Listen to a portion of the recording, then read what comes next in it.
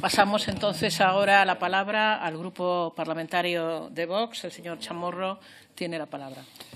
Sí, muchas gracias, señora presidenta. Y nada, gracias por venir también, señora ministra, nueva ministra de Transición Ecológica y heredera de Teresa Rivera, a la cual hemos criticado de manera constante pues, su gestión. Desde nuestro grupo parlamentario no estamos de acuerdo en cómo han llevado ustedes su ministerio y, sobre todo, hablando, siguiendo también con un poco la línea de la anterior intervención, lo que ha ocurrido en Valencia, pues no lo vamos a olvidar y vamos a seguir pidiendo responsabilidades y aclarando la situación que se dio ante ese desastre ecológico y ante ese desastre de gestión en la cual creemos que el Gobierno de España, y consideramos y afirmamos que el Gobierno de España es el claro responsable de todo lo que ocurrió allí. La responsabilidad de este Gobierno en lo ocurrido hace pocos meses es por esas políticas que nosotros siempre calificamos de políticas ecofanáticas en el tema de la gestión de los recursos hídricos y también de las construcciones hídricas. Pero no solo es de ustedes, también es de los que gobiernan antes. Los que gobernaron antes también estaban en la línea esta de la Agenda 2030, del Acuerdo de París, de la restauración de la naturaleza, etcétera, del Pacto Verde. Y es evidente que este Gobierno, y eso sí que hay que recalcarlo, es especialmente virulento y militante en las agendas verdes, y además usted lo ha defendido muy bien ahora, lo defiende también en el foro de Davos, como ha hecho la semana pasada. Y bueno, pues nunca han planteado en ningún caso llevar adelante ejecución de obras que consideramos desde nuestro grupo parlamentario que son absolutamente necesarias y que hubieran evitado determinados desastres, incluidos los desastres que han ocurrido en Valencia. Porque su premisa de no intervención del medio ambiente, de esa dogmática restauración de la naturaleza, de esa Agenda 2030 que deviene del Acuerdo de París, que impulsaron en Europa populares y socialistas, y en España, además, particularmente, fue el señor Arias Cañete del Partido Popular, que fue comisario de Cambio Climático, con su compañero González Pons y el Gobierno de Rajoy.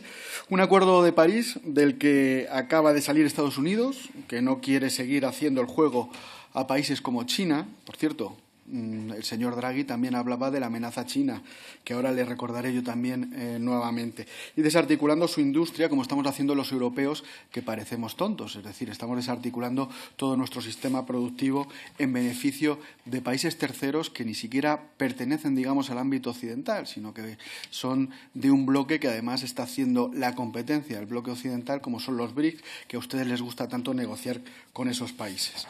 Hace meses que sufrimos un auténtico drama ecológico y humano, que es el drama que ustedes llaman la DAMNA, de ese catástrofe torrencial que hubo en Valencia, que nosotros consideramos que la ejecución de ciertas infraestructuras que estaban planificadas hubiera minimizado el impacto de ese temporal y los más de 2 centenares de fallecidos no hubieran sido tales. Algo ratificado además por ingenieros y expertos, como la ejecución de la presa de Cheste, el encauzamiento del Barranco del Pollo, la limpieza de las riberas de los cauces. Lo que ha pasado en Valencia, nosotros afirmamos que es responsabilidad de este Gobierno, del Ministerio de Transición Ecológica y de las políticas ecofanáticas 2030 que para nosotros causan muertos. Lo dijimos y lo repetimos todas las veces que sea necesario, aunque duela. Y ya no lo decimos solo nosotros, además, lo están diciendo muchos técnicos, como he dicho anteriormente, y la semana pasada lo dijo José Luis Santa Isabel, el empresario que preside la Federación de Contratistas de Obra Pública de la Comunidad Valenciana, y pone el acento de lo ocurrido de la DANA en Valencia sobre la Administración central que no ejecutó las obras aprobadas por el Barranco del Pollo. Dice literalmente, no hay duda alguna sobre quién es la responsabilidad de esas obras, para mí no la hay, dice este señor. Yo creo que ningún técnico de este país tiene dudas sobre quiénes tienen la responsabilidad respecto a eso y ningún técnico duda de la responsabilidad del Gobierno que no hizo las obras. Los técnicos hicieron su labor, la parte de dotar esos proyectos hidráulicos es la que falló. Y para colmo de males aparecieron esas leyes ecofanáticas del Gobierno valenciano de izquierdas, esas leyes de Compromís y del PSOE en Valencia que le dieron al Gobierno la excusa perfecta para no hacer la inversión en línea con sus nuevos principios de dejar fluir los ríos. La Agenda 2030, en el Objetivo de Desarrollo Sostenible 6.6, habla de la protección y el restablecimiento de los ecosistemas relacionados con el agua. Este objetivo, evidentemente, es incompatible con ningún tipo de obra hídrica de envergadura e impulsa la minimización en la intervención del medio ambiente. De hecho, el objetivo en parte es la destrucción también de las llamadas barreras fluviales, que estudiando, digamos, el desarrollo legislativo y normativo es lo que están pretendiendo y lo que están ejecutando ustedes con la destrucción de determinadas barreras fluviales, azudes, pequeñas presas, etcétera.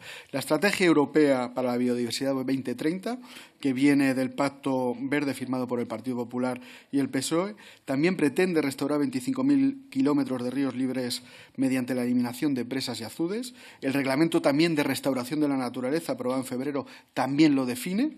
Esta es la realidad y no tenemos respuesta. Ustedes quieren crear cortinas de humo sobre su responsabilidad, pero desde el Grupo Parlamentario de Vox no vamos a permitir que sigan ustedes disimulando y echando balones fuera. O sea, es decir, vamos a seguir repitiendo todo esto porque estamos convencidos de que este es el problema que tenemos en España, estas políticas ecofanáticas y la necesidad de un verdadero plan hidrológico nacional que evidentemente pues trate la cuestión de una manera seria, porque ustedes nos hablaban de la desertificación. La desertificación, es decir, nosotros estamos viendo inversiones en infraestructuras hídricas muy importantes en otros países, como puede ser Egipto, como puede ser Marruecos.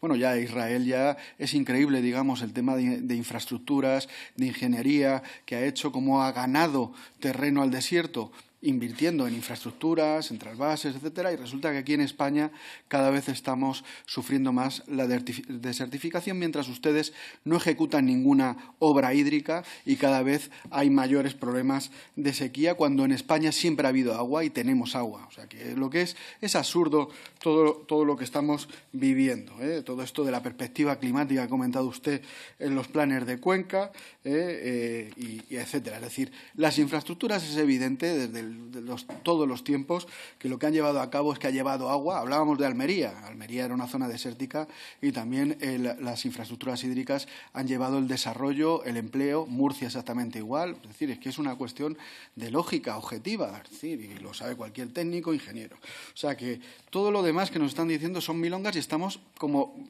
en una retroacción con respecto, digamos, al avance de lo que ha sido la civilización toda la vida, llevando el agua donde no la había y lo que hacen el resto de los países de nuestro entorno que encima compiten con nosotros.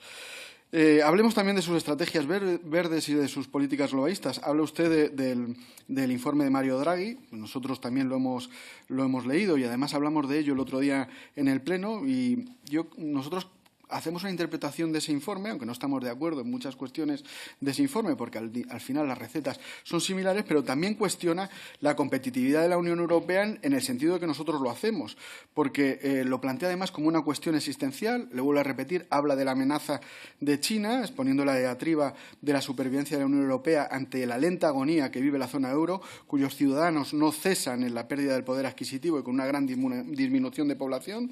También proyecta con bastante claridad, aunque populares y socialistas no lo dicen de esa manera, es el gran fracaso de las políticas verdes en Europa realmente, porque habla ya que además hay que abandonar por una mera cuestión de supervivencia en relación, por ejemplo, a los altos costes de la energía, los problemas además en la capacidad adquisitiva de los europeos.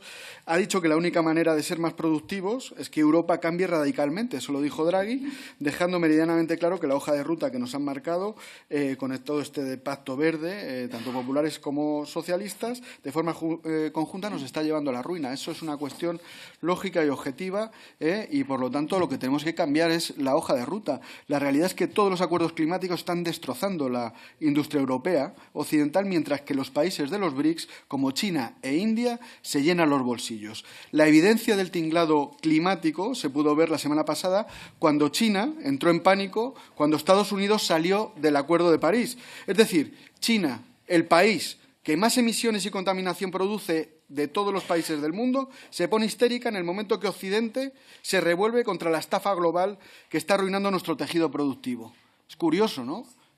Pero los intereses energéticos de los europeos y de los occidentales están siendo sacrificados destruyendo, por ejemplo, la energía nuclear, o atacando la energía nuclear, el biodiesel, el gas, fomentando unas renovables cuya cadena de suministro, que eso también es objetivo, domina absolutamente China.